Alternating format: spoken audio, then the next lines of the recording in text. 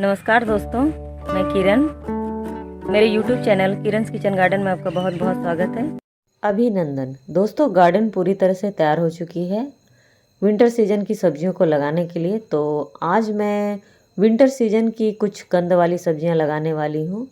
कंद वाली सब्जियों में मूली, गाजर, चुकंदर, शलजम ये सभी आती हैं। और आज मैं कुछ कंद वाली सब्जियां लगाने वाली हूँ। तो किस प्रकार से लगाती हूँ, किस तरह की ग्रो बैग्स में लगाती हूँ, किस तरह की मिट्टी में लगाती हूँ, किस तरह के खाद यूज़ करती हूँ और किस तरह के बीज यूज़ करती हूँ, इसी के बारे में आप सबों को बताने वाली हूँ। और कंद वाली सब्जियों को लगाने के कुछ तरीके बताऊंगी। और अगर उन तरीक़ों से आप कंद वाली सब्जियों को लगाते हो तो वो बहुत ही अच्छे से ग्रोथ करती हैं। उनके कंद जो हैं वो बहुत अच्छे से बनते हैं और आपको बहुत ही अच्छी हार्वेस्टिंग मिलती है। तो देखिए, यहाँ पर मैंने मिट्टी भर रखी है और इसकी वीडियो शेयर की हुई है। तो दोस्तों देखिए, इसे लगाने के लिए मैं 12 इंच के ग्रो बैग का इस्तेमाल कर रही हूँ और इसकी मुंह की गोलाई 24 इंच की है। तो यह 12 बाई 24 इंच की ग्रो बैग है और यह काफ़ी बड़े मुंह वाली होती है और काफ़ी बड़े साइज़ की ग्रो बैग है। तो ये बहुत ही अच्छी होती है कंद वाली सब्जियों को लगाने के लिए।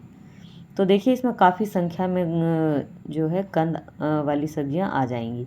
तो देखिए, इसे लगाने के लिए मैं इसके ऊपर से गोबर की खाद डाल रही हूँ, लगभग ½ kg के करीब।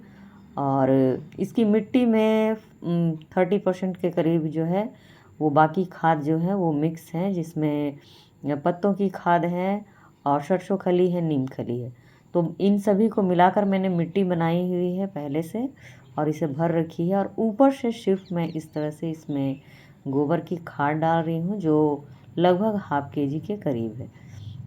तो दोस्तों, मिट्टी में 40% खाद मौजूद है। और आज मैं 3 तरह की कंद वाली सब्जियां लगा रही हूँ, और जिसमें मूली है, गाजर है और चुकंदर है। तो सभी में मैं इस तरह से देखिए ½ kg के करीब मैंने गोबर की खाद डाल दी है। और इसे लगाते समय मैं ऊपर से खाद इसी तरह से मिलाती हूँ। कंद वाली सब्जियों को लगाने के लिए मिट्टी हल्की और भुरभुरी चाहिए।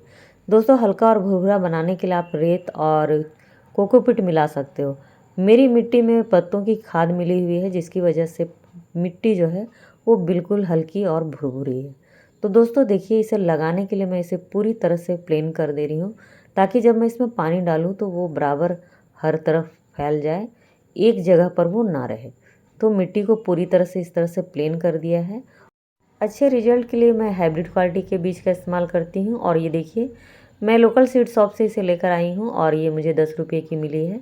बड़े पैकिंग से ये छोटी पाउच बनाई गई है और इस तरह से मुझे सस्ते दामों में भी बीज मिल जाती है लोकल सीड शॉप से, और इन्हीं का मैं इस्तेमाल करती हूँ और थोड़े से खर्चे जो हैं वो मैं कम करती हूँ। और देखिए, मैं इसे लगाने के लिए जो है इस तरह से पानी डाल रही हूँ। पानी डालने से इसकी मिट्टी जो है वो पूरी तरह से भीग जाएगी और पूरी तरह से ये बराबर हो जाएगी। और मैं कंद वाली सब्जियों को इसी प्रकार से लगाती हूँ और लगाने से पहले इस तरह से पूरी अच्छे से पानी से भिगो देती हूँ। और इसे इस तरह से भिगोने से मिट्टी जो है वो पूरी अच्छे से सेट हो जाती है, बराबर हो जाती है। उसके बाद लगाने से इसके रिजल्ट जो हैं वो बहुत अच्छे मिलते हैं। तो इसे 10 मिनट के लिए इसी तरह छोड़ देना है। और 10 मिनट के बाद देखिए, ये इस तरह से पानी जो है वो पूरी तरह से सूख गई है, मिट्टी अच्छे से सेट हो गई है इसमें। और अब देखिए, इसे लगाने के लिए मैं इस तरह से एक डंडे का इस्तेमाल करती हूँ। दोस्तों, मैं जिस तरह से लगाती हूँ, अगर आप इस तरह से लगाते हो तो उसके रिजल्ट आपको बहुत ही अच्छे मिलेंगे। तो देखिए, इस डंडे से मैं इस तरह से छोटे छोटे जो हैं ½ इंच की गहराई में छोटे छोटे गड्ढे बना दूंगी। और बहुत अधिक इसकी गहराई नहीं होनी चाहिए, सिर्फ ½ इंच। थोड़ी सी मोटी डंडी लें और इस तरह से ½ इंच की गहराई में इसके छोटे छोटे गड्ढे बना दें। और इसके रिजल्ट जो हैं बहुत ही अच्छे मिलेंगे, क्योंकि इस तरह से लगाने से हर कंद के बीच में जो है वो काफ़ी दूरी बन जाती है और पौधे जो हैं वो बहुत ही अच्छे से ग्रोथ करते हैं। उसके कंद जो हैं वो बहुत अच्छे से ग्रोथ करते हैं, क्योंकि उन्हें जगह मिल जाती है फैलने के लिए। और अगर हम इसे छिड़क कर बोते हैं तो वो उनके पौधे जो हैं वो सट जाती हैं, और उनके कंद जो हैं वो भी सट जाती हैं, और पोषक तत्वों की कमी हो जाती है और वो अच्छे से ग्रोथ नहीं कर पाते। तो इस तरह से अगर हम बराबर दूरी में सभी पौधों को, सभी कंद वाले पौधों को लगाएं, तो उसके कंद को फैलने की जगह मिलती है, उनके पौधों को फैलने की जगह मिलती है, और पोषक तत्वों की कमी नहीं होती है। इस तरह से वो सभी अच्छे से फैलते हैं। तो चलिए देखिए, इसमें जितने भी छेद हैं उनमें मैं सिर्फ एक बीज ही डालूंगी।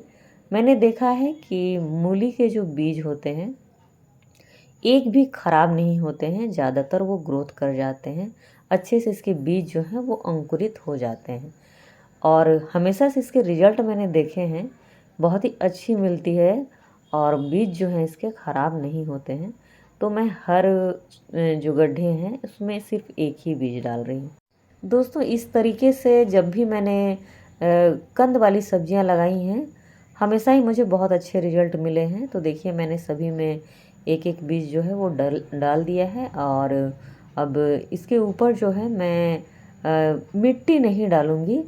और देखिए, मैं इस तरह से कोकोपीट डालती हूँ। जो मेरी वीडियोस देखते हैं, जो मेरे सब्सक्राइबर्स हैं, जो मेरे गार्डनर्स दोस्त हैं, वो जानते होंगे कि मैं जब भी इस तरह से कोई भी चीज़ को डायरेक्ट मिट्टी में डालती हूँ, चाहे वो छोटे बीजों वाले पौधे हों, चाहे वो बड़े बीज वाले पौधे हों, अगर डायरेक्ट डालती हूँ मिट्टी में, तो उसके ऊपर मैं कोकोपीट और 50% गोबर की खाद मिली हुई मिक्सचर को मैं इस तरह से डालती हूँ। तो इस तरह से डालने से जो कोकोपीट जो मैंने डाला है, उससे रिजल्ट जो है वो बहुत अच्छे मिलते हैं, क्योंकि वो बहुत हल्की होती है। तो अंकुर जब निकलते हैं तो वो बहुत ही आसानी से निकल जाते हैं, और मुझे पूरे 100% रिजल्ट मिलते हैं इसके। तो कोकोपीट मैं इसलिए डालती हूँ ताकि उसके अंकुर जो है वो आसानी से निकल जाए। तो देखिए, मैं इसके ऊपर फिर से एक बार पानी डाल दे रही हूँ इस तरह से, और पानी डालने से बीज भी अच्छे से फूल जाएंगे और वो बहुत अच्छे से निकल आएंगे। तो इस तरह से मैं कंद वाली सभी सब्जियां लगाती हूँ। और देखिए, ये चुकंदर के बीज हैं, ये भी मैं 10 रुपये की लेकर आई हूँ। तो दोस्तों, अब इसे मैं लगाऊंगी। तो इस तरह से मैं सभी बीजों को लगा दूंगी, और बहुत जल्द ही देखिए इसके अंकुर निकल आएंगे। दोस्तों, ये है चौथे दिन का अपडेट। और चौथे दिन में देखिए, जितने भी मूली के बीज मैंने डाले थे, जितने भी मैंने गड्ढे बनाए थे, सभी गड्ढों से मूली के बीज जो हैं अंकुरित होकर बाहर निकल चुके हैं। पूरे 100% रिजल्ट मिली है। 2 बीज जो हैं वो अभी काफ़ी छोटे हैं, उनके पत्तियां काफ़ी छोटी हैं। कभी कभी बीज जो है वो थोड़ी गहराई में चले जाते हैं, तो वो लेट अंकुरित करते हैं। पत्तियाँ दिख रही हैं देखिए इसकी, पर वो बाहर नहीं निकली हैं। तो पूरे 100% रिजल्ट मिले हैं इसके मुझे, और बहुत ही अच्छे इसके रिजल्ट आगे भी मिलेंगे। तो इस प्रकार से लगाने से कंद जो हैं वो बहुत अच्छे से बनते हैं।